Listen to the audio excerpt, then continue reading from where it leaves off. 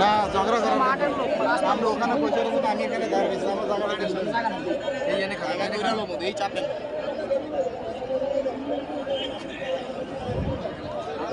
আপনারা সবাই কাতারে দাঁড়িয়ে যান, অনুগ্রহ করে সবাই কাতারে দাঁড়িয়ে যান। এক্ষুনি মাননীয় প্রধান উপদেষ্টা পৌঁছে গেছেন, তিনি এখনই আমাদের সামনে চলে আসবেন, তিনি চলে এসছেন এখানে। আমরা সবাই কাতারে দাঁড়িয়ে যাই, অনুগ্রহ করে আমরা সবাই জানাজান আমাদের কাতারে দাঁড়িয়ে যাই। অনুগ্রহ করে মাননীয় প্রধান উপদেষ্টা চলে এসছেন, আমি সবাইকে মঞ্চ ত্যাগ করবার জন্য অনুরোধ করি, আমি সবাইকে মঞ্চ ত্যাগ করবার জন্য অনুরোধ করি, প্লিজ প্লিজ। আমি ইনকিলাব মঞ্চের নেতৃবৃন্দকে অনুরোধ করছি, সবাই মঞ্চ থেকে নেমে পড়ুন প্লিজ।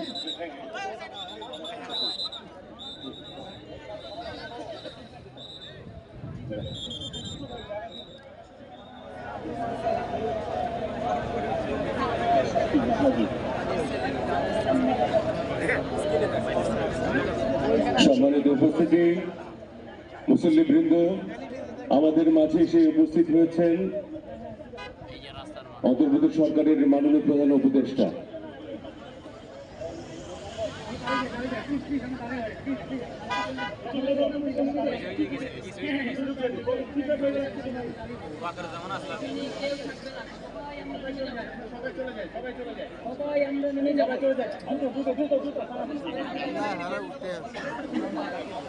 উঠে আছে মঞ্চ উঠে আছে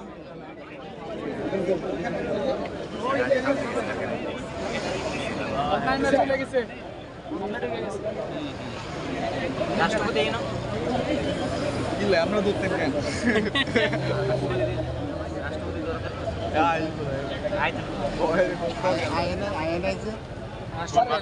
কোনো প্রবলেমই যায় না, উনি সিকিউরিটির অভাব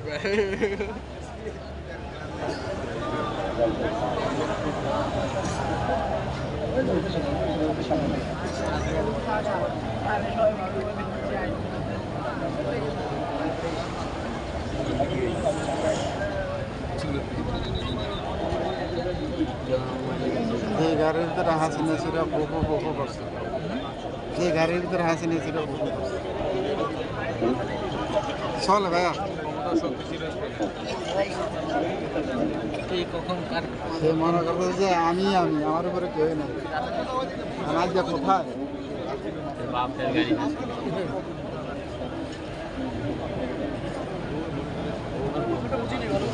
হাসিনার কথা কই আর বহুত বাহবা করছিল। এন্ডা দিয়া দেশ ছাড়ছে।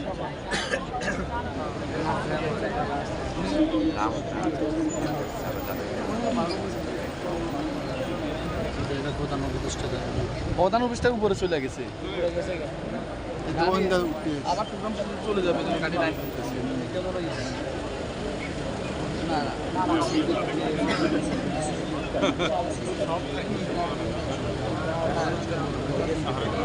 ছিলাম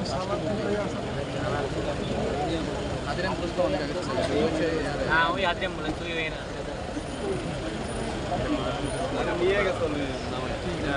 আরে এটা হচ্ছে আরে প্রধান উপদেষ্টা মানে এটা লাইনে থাকে, রাষ্ট্রপতি প্রধানমন্ত্রী এদের লাইনে দুটো অ্যাম্বুলেন্স থাকে, ওই একটা আরেকটা একটাই যাইছে কোনো একটা সমস্যা হলে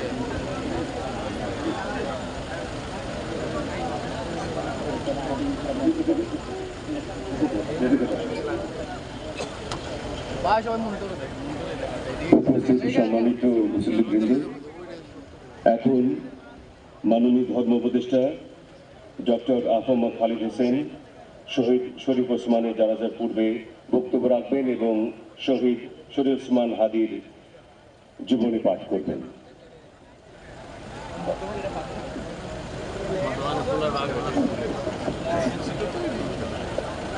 আসসালামু আলাইকুম ওয়া রাহমাতুল্লাহি ওয়া বারাকাতুহু। বিসমিল্লাহির রহমানির রহিম। কুল্লু মান আলাইহা ফান ওয়া ইয়াবকা ওয়াজহু রাব্বিকা যুল জালালি ওয়াল ইকরাম। কুল্লু নাফসিন যায়িকাতুল মাউত বাল আহইয়াউন ইনদা রাব্বিহিম ইরযাকুন। সম্মানিত মুসল্লিবৃন্দ, সম্মানিত সংগ্রামী জনতা, আজকে আমরা জুলাই বিপ্লবের সম্মুখ সারির যোদ্ধা বীর শহীদ শরীফ ওসমান হাদির নামাজের জানাজা আদায়ের জন্য সমবেত হয়েছি। তিনি শাহাদত বরণ করেছেন। আমরা আল্লাহর কাছে দোয়া করি আল্লাহ তাকে যেন শাহাদতের মর্যাদা দান করেন এবং তার জীবনের ত্রুটি বিচ্ছুতিগুলো আল্লাহ তাআলা মার্জনা করেন। আল্লাহ তার কবরকে জান্নাতুল ফেরদাউসের টুকরা বানিয়ে দেন এবং তিনি যে স্বপ্ন দেখেছিলেন আধিপত্যবাদ বিরোধী একটা ইনসাফ ভিত্তিক সমাজ যে প্রতিষ্ঠা করার স্বপ্ন দেখেছিলেন তার পূর্ণতা দেওয়ার জন্য দেশবাসীকে আপনি তৌফিক দান করুন। সারা বাংলাদেশ আজ কাঁদছে। ধর্ম মন্ত্রণালয়ের নির্দেশনায় বাংলাদেশের গ্রামে গঞ্জে শহরে বন্দরে সব মসজিদে আমাদের ভাই জনাব শরীফ ওসমান হাদির জন্য দোয়া, খতমে কোরআন, জিকির আজকার সম্পন্ন হয়েছে। আমি তার জীবন বৃত্তান্ত পাঠ করছি। 1993 সালের 30 জুন ঝালকাঠি জেলার নলছিটি উপজেলার জন্ম নেওয়া কবি শরীফ ওসমান হাদি বাংলাদেশের স্বাধীনতা ও সার্বভৌমত্বের প্রতীক হয়ে উঠেছেন। তার ক্ষুরদার যুক্তি, দেশপ্রেম, মানবিক মূল্যবোধ, দৃঢ়তা দিয়ে তিনি তার দেশকে ভালোবেসেছেন। জান দেব কিন্তু জুলাই দেব না, এই স্লোগান মুখে ধারণ করে হাদি ছিলেন গুম, খুন ও বাংলাদেশের মানুষের গণতান্ত্রিক অধিকার কেড়ে নেওয়া ফ্যাসিস্ট আওয়ামী লীগের বিরুদ্ধে জুলাই পরবর্তী সবচাইতে তীব্র কণ্ঠস্বর। নতুন বাংলাদেশের সাংস্কৃতিক ন্যারেটিভ নির্মাণে শরীক হওয়ার জন্য প্রতিষ্ঠা করেছিলেন ইনকিলাব কালচারাল সেন্টার। বাংলাদেশের সার্বভৌমত্ব বিরোধী খুনিরা 12 ডিসেম্বর দুপুরে জুমার নামাজের পরপরই তাকে গুলি করে 18 ডিসেম্বর 2025 রাতে সিঙ্গাপুর জেনারেল হাসপাতালে শাহাদত বরণ করেন বীর ওসমান হাদি। ওরা ওসমান হাদিকে নিশ্চিহ্ন করতে চেয়েছিল, আর ওসমান হাদি হয়ে উঠলেন আমাদের সবচেয়ে বড় প্রতীক, স্বাধীনতা এবং সার্বভৌমত্ব। আল্লাহ তাআলা ওনার মাগফিরাত করুন এবং বেহেশতের অসংখ্য নাজ ও নিয়ামত দিয়ে আল্লাহ তাকে সম্মানিত করুন। আমিন।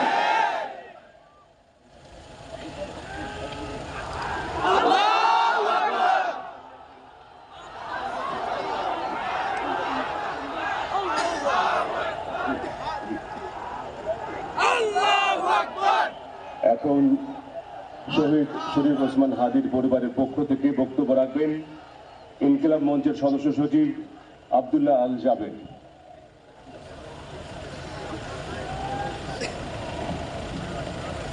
আসসালামু আলাইকুম। আমরা কি এখানে কান্নার জন্য এসেছি? আমরা এখানে কিসের জন্য এসেছি? আমার ভাইয়ের রক্তের বদলা নেওয়ার জন্য আজকে আমরা এই জানাজায় দাঁড়িয়েছি।